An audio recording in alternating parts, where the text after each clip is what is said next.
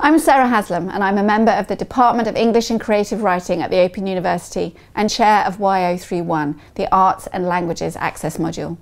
I'm researching the work of suffragette medics at the moment, so it's a real pleasure to be able to focus my thoughts on a suffrage banner today as I talk about popular protest in history. When I hear the word suffragette or come across it in print somewhere, I see visual images in my mind.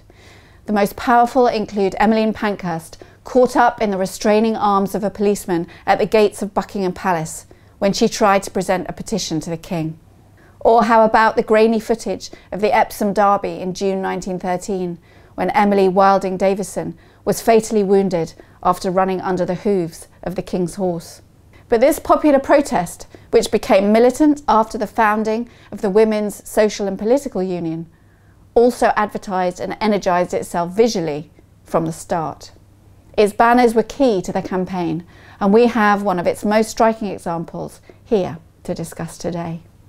Mary Lowndes was a painter and stained glass artist born in Dorset who founded the Artists' Suffrage League in 1907. She made this banner in 1908, a key year for the campaign for the vote for women. Lowndes and her colleagues founded the Artists' Suffrage League to, they said, further the cause of women's enfranchisement by the work and professional help of artists. They were dedicated enough to colour posters by hand, but they also designed around 80 banners carried in the National Union of Women's Suffrage Society's procession on the 13th of June 1908. They made many of the banners themselves too, or outsourced the work.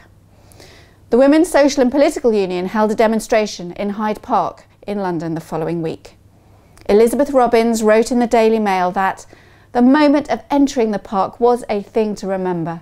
Thousands of banners were shining in the sunlight of a perfect afternoon.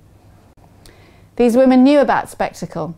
At that Hyde Park demonstration, bugles gave a pre-arranged signal and women would rise out of the crowd, each lifted by those near her, before making her speech.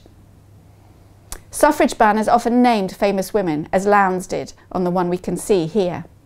On August 1st, 1786, Caroline Herschel had become the first woman to discover a comet. Born in Hanover, Germany in 1750, she worked alongside her astronomer brother, making significant further discoveries of her own. The circular, appliqué panel at the bottom of the banner contains representations of the stars she studied. The blue and gold might be said to symbolise the ethereal realm she worked in. But in 1828, when she was 75, the Royal Astronomical Society awarded her a gold medal for her contribution to scientific discovery.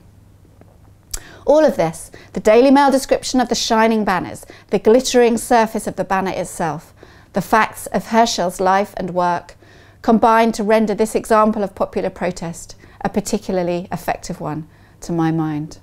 Mary Lowndes wrote about banner making in 1909, explaining that banners had become associated with the appearance of women in public life. She was explicitly making a link between the displays of vibrant colour which energised and educated all who saw them, and the argument the women were making about their rights to equality with men as speakers and voters. However, she was also keen to stress the poetry, the splendour of a banner. She said, "A banner is a thing to float in the wind, to flicker in the breeze." She said it flirts its colours for your pleasure. You want to worship it. Choose purple and gold for ambition, she advised. Red for courage, green for long cherished hopes. We see most of these colours actively calling our attention to the banner in this example, as well as the flowers that were often part of suffrage banners for their naturalness and beauty. The Daily Express wrote up the June 21st demo as follows. "The woman suffragists provided London yesterday with one of the most wonderful and astonishing sights that have ever been seen since the days of Boadicea. It is probable that so many people never before stood in one square mass anywhere in England." A fine example of popular protest then, and one known by its banners as well as its hunger strikes and disruptions of public meetings.